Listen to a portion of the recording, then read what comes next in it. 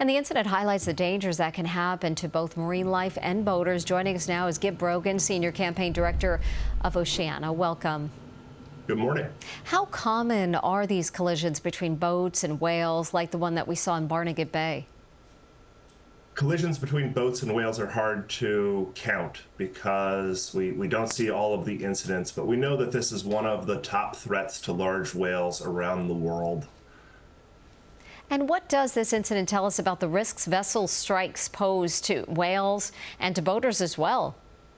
Yes, vessel strikes are a risk to the whales where it can hit and injure and ultimately kill the whales, but can also be very dangerous for the people as well that can be thrown into the water. The boats, we have examples of boats being sunk by whales and these kind of collisions. So it's very important that we give whales space and slow down when we're near whales to make sure that these interactions don't happen. And this minke whale was in shallow water. Why do you think that was?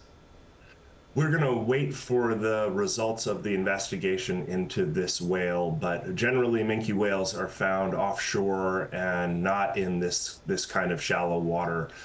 This is the third case of a minke whale in Barnegat Bay in the last 5 years.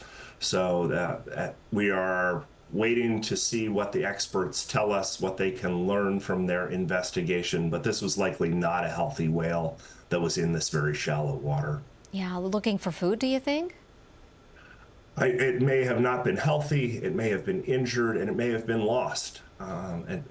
And also your point, it could have been looking for food as well. There's a lot of food in the coastal waters of New York and New Jersey right now, and that brings a lot of whales into these areas. And what can recreational boaters do to reduce the risk of hitting a whale?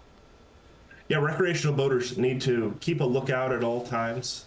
And if you are in an area that you see a whale, slow down. That's the best thing we can do to make water safer for the whales, and also give them space. It's natural to be curious and want to get a good look at the whale. But for the safety of the whale and for the people on the boats, we want to give them space. 100 yards is a good buffer. 500 yards if you see a North Atlantic right whale, which is a critically endangered species.